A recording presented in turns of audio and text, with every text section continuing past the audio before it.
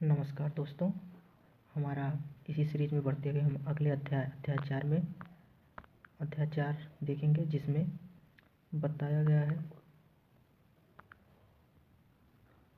जिसमें दिए गए आधारभूत ज्यामितीय अवधारणाएं को समझेंगे। अध्याय 4 देखिए, बताया गया है कि इसमें लिखा गया है कि इसमें दिया गया है कि ज्यामितीय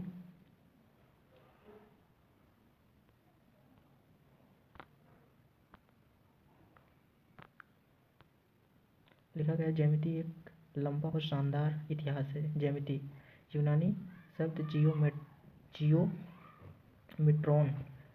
का अंग्रेजी तुल्य है। जियो का अर्थ होता है भूमि और मेट्रॉन का अर्थ होता है मापना। इतिहासकार के अनुसार प्राचीन समय में ज्यामितीय अवधारणाएं संभवतः कला, वास्तुकला एवं शिल्पकला, आर्किटेक्चर और भूमि मापन की आवश्यकताओं के कारण विकसित हुई है। इनमें वे अवधारणा भी सम्मिलित है जो कहती है कि भूमि को परिसीमन या बाउंड्री को बिना किसी शिकायत की संभावना रखते हुए अंकित किया जाता है।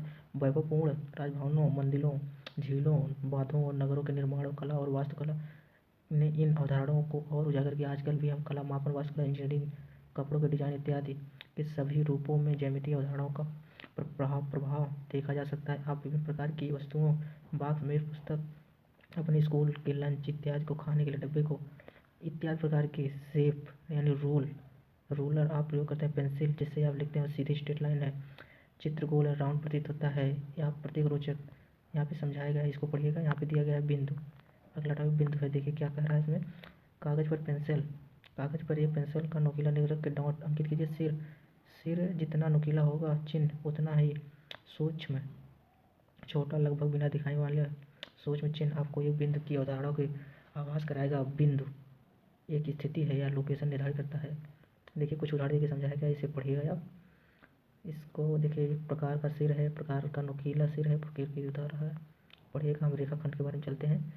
रेखाखंड किसे कहते हैं? देखिए यहाँ पे दिया गया है रेखाखंड, सेगमेंट। इसको हम देखेंगे तो रेखाखंड है, एक कागज को मोड़िए और फिर उसे खोल दीजिए। क्या आपको कोई सीधा निशान दिखाई देता है? जैसे स्ट्रेट लाइन, जैसे लाइन सेगमेंट की अवधारणा के आभास किया जाता है। इंड अतः इंड बिंदु ए बी से। देखिए यहाँ पे उदाहरण देकर समझाया गया है, क्या कहते हैं उसे। तो उसी तरह कुछ उदाहरण से पढ़िएगा। एक रेखाखंड, मान लीजिए यहाँ ये भी एक रेखाखंड लिया गया है, तो कुछ इसमें प्रच्छेदन की बात कर रहा है। देखिए यहाँ बिंदु, मान लीजिए ये भी, यहाँ ये, यहाँ बी, ये दो रेखाखंड के 2 पॉइंट हैं। तो इसमें कह रहे हैं, कल्पना कीजिए कि भी एक रेखाखंड है, ये भी खंड है। एक से आगे एक दिशा है, बी से आगे भी दूसरी दिशा है, बिना किसी अंतर के स्थित है, आकृति में दर्शाया गया है। आपको लाइन का एक उदाहरण प्राप्त करना है। आप सोचिए कि कागज पर पूरी खींची गई तो बिंदु ए बी से होकर जाने वाली ए बी रेखाओं निरूपित की दिशाओं में निश्चित रूप से विस्तृत है। इस पर असंख्य बिंदु होंगे। ये तो बात सही। किसी रेखा का निर्माण आप जानते हैं असंख्य बिंदुओं से होकर बनता है। ऐसे ऐसे ऐसे डाट डाट ये सब मिलकर एक रेखा का निर्माण करते हैं। ये बात सही कह रहा है। तो इसे पढ़िएगा, जो समझना उसे करिएगा। प्रच्छेदन रेखाएं, जब 2 रेखाएं आपस में काट देती हैं तो उसे प्रच्छेदन या इंटरसेक्टिंग लाइन बोलते हैं। जैसे मान लीजिए एक रेखा इधर से आ रही है, तो एक रेखा इधर से जा रही है, तो एक प्रच्छेद यहाँ पे क्रॉस कर रहा है, कोई बिंदु यहाँ पर हुआ है। ठीक है, इसमें यही है। समांतर रेखाएं, समांतर रेखा मतलब एक रेखा ये है, एक रेखा ये, तो ए मान लीजिए इसको ए देते हैं, इसे बी देते हैं, तो ये दोनों समांतर हैं एक दूसरे के। तो यही इसमें दिखाया गया है। देखिए ये रेखा जो है, ये रेखा इसके समांतर है, और ये रेखा इसके समांतर, ये रेखा इसके समांतर, ये इसके समांतर होगी और ये इसके समांतर होगी। यही समझाया गया इसमें। समांतर पहले लाइन बोलते हैं, स्केल ये इत्यादि। ये खिड़की में जो लाइन है ये पैरेलल है। किरण रे बोलते हैं। जब कोई मान लीजिए सूर्य से, देखिए यहाँ सूर्य दर्शाया गया है, यहाँ से जो रे निकल रही है इसे किरण बोलते हैं। ये सूर्य की किरण है। ठीक है, यहाँ से जो रे निकल रही है ये सब किरण है। यहाँ से भी देखिए निकल रहा है टार्च से, तो किरण है। इसमें क्या समझाया गया है? प्रारंभिक बिंदु है। ये सब इसको पढ़िएगा, जो इम्पोर्टेंट हम समझा रहे हैं उसे। देखिए इसमें दिया है संलग्न प्रश्नावली में संलग्न आकृति का प्रयोग करके निम्न के नाम लिखिए। 5 बिंदु एक लाइन पे खींच लीजिए, एक रेखा, 4 किरणें, तो इसे बना सकते हैं। वक्र वक्र देखिए किसी चीज़ का है, घुमा होता है। अब ये लाइन है, इस लाइन को अगर थोड़ा सा इस तरह कर दें तो यहाँ पे वक्र बन रहा है। इसी को हम कर्व बोलते हैं। कर्व मीन्स मुड़ा होता है। तो इसी को यहाँ पे समझाने का प्रयास किया। देखिए यहाँ पे वक्र का, यहाँ देखिए वक्र बन रहा है, ये बन रहा है वक्र, यहाँ। तो यहाँ देखिए लिखेगा 5 सरल वक्र बनाइए और 5 वक्र बनाइए जो सरल ना हो। तो ओपन क्लोज, देखिए ये ओपन वक्र है, ये ओपन वक्र। या फिर इस तरह बना दीजिए, ये इस तरह, ये ओपन वक्र है। इस तरह बना दीजिए, ये ओपन वक्र है। या फिर इस तरह बनाइए, इस तरह, इस तरह और इस तरह। तो ये 2 क्लोज हो गए, ये ओपन वक्र है। तो ठीक उसी प्रकार ये कह रहे हैं, ओपन वक्र किसे कहते हैं, जो किसी न किसी तरह खुले रहें। या फिर इस तरह ले लीजिए, ये देखिए वक्र बन गया। या फिर इस तरह ले लीजिए, देखिए यहाँ, ये देखिए ओपन वक्र है। क्लोज, क्लोज में होता है क्या, जो पूरी तरह क्लोज हो, ये क्लोज वक्र है, ये क्लोज वक्र। ठीक है, इसे पढ़िएगा।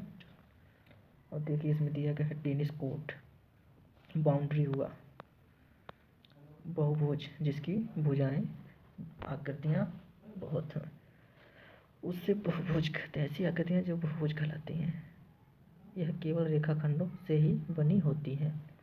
अब जैसे मान लीजिए बहुभुज हुआ 1 2 3 4 5, एक भुज हुआ। ये कैसे बनता है, इस तरह, और ये किस तरह होता है, ये किस तरह होगा, जिसकी भुजाएं बहुत हों उसे पॉलीगॉन्स बोलते हैं, यानी बहुभुज बोलते हैं। देखिए समझाया, शीर्ष एवं भुजाएं विकर्ण, इसमें भुजाएं दिए गए हैं केवल साइड, विकर्ण नहीं दिया गया है। तो यहाँ से अगर यहाँ ही देते हैं तो विकर्ण कहलाएगा, इसको विकर्ण बोलते हैं, विकर्ण। ठीक है, और ये जो है ABC, ये सब साइड है, भुजा है, ये सब भुजा है, पढ़िएगा।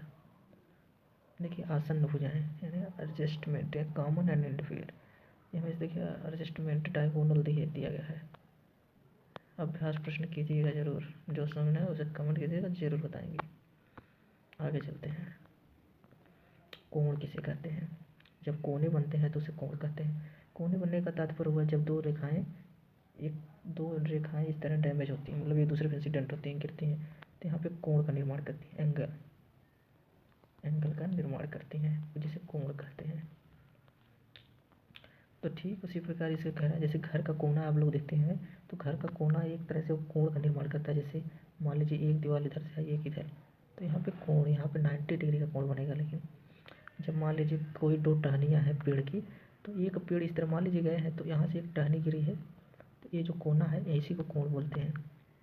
ठीक है, यहाँ पे वो समझाया उदाहरण, इसे समझिएगा। जैसे आर्म साइड भुजा और वर्टेक्स यानी शीर्ष कहते हैं। प्रारंभिक उभयनिष्ठ बिंदु कोण का शीर्ष होते हैं। तो उभयनिष्ठ बिंदु कोण का शीर्ष होते हैं। मान लीजिए ये 2 रेखाएं इंसिडेंट हुई हैं, तो इस बिंदु को हम सब क्या वर्टेक्स बोलते हैं, वर्टेक्स बोलते हैं, यानी शीर्ष बोलते हैं। वही समझाया गया है। देखिए यहाँ पे वर्टेक्स यहाँ पे बनेगा, यहाँ पे एक रेखा इधर है, इधर, तो वर्टेक्स का निर्माण करते हैं, वो कोण का सबसे ऊपरी भाग। इन्हें कीजिएगा, ये जरूर कीजिएगा अभ्यास प्रश्न, देखिए समझाया गया है।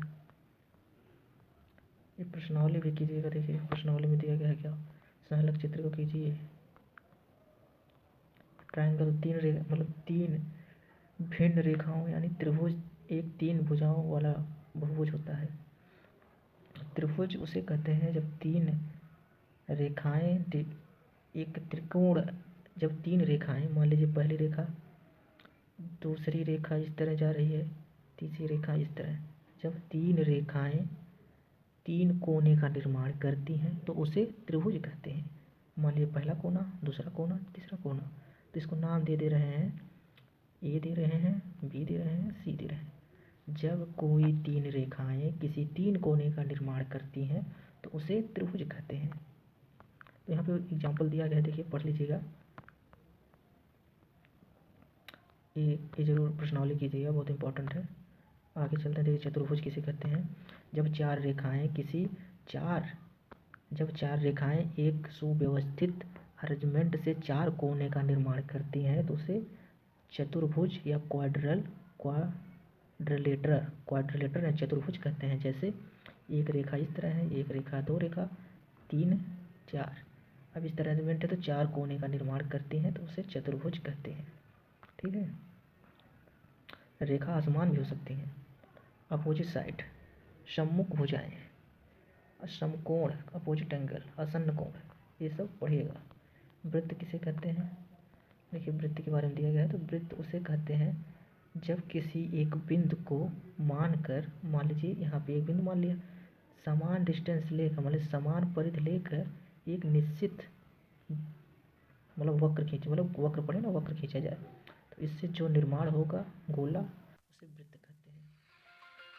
वह वृत्त